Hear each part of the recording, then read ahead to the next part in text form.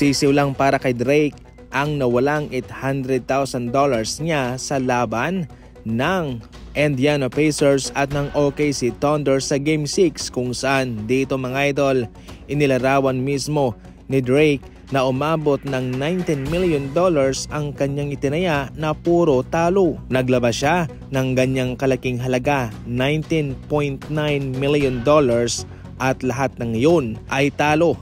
Hindi pa pumapaldo itong si Drake mga idol, at ayon pa sa kanya, sana man raw meron siyang maipost na siya'y nanalo na. Ganyan daw talaga ang dark side sa pagtataya, hindi palaging jumajackpot.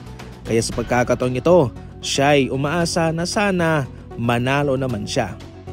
Pinag-usapan natin kung paano tinanggihan ni Alex Len ang Indiana Pacers at siya'y sumama sa Los Angeles Lakers.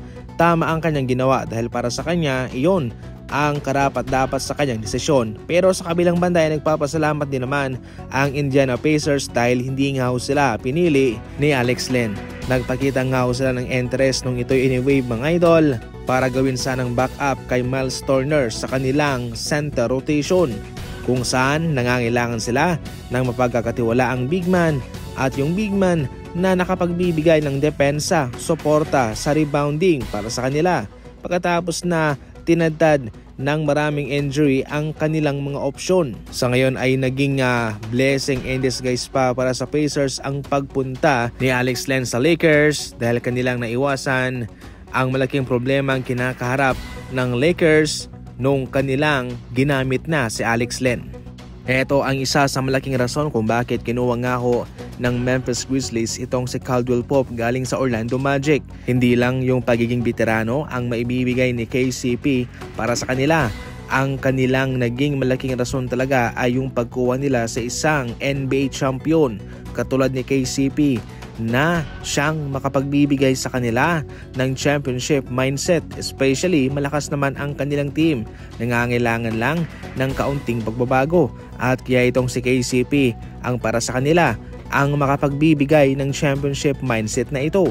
Ayon pa mismo kay Caldwell Pope, "I'm trying to get them a championship. I don't want to spell too much of what the organization's trying to do." Handa si Caldwell Pope na gawin ang anumang trabahong ipapagawa sa kanya.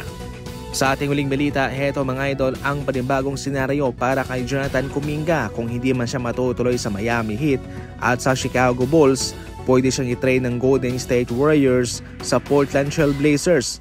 Yan sa ngayon mga idol ang malaking paniniwala ng mga NBA insider dahil ang Blazers ay handa nga mag-rebuild at swak na swak itong si Kuminga sa kanilang gustong makuha. Ang Portland Trail Blazers ay nasa kalagitnaan ng pagre-rebuild.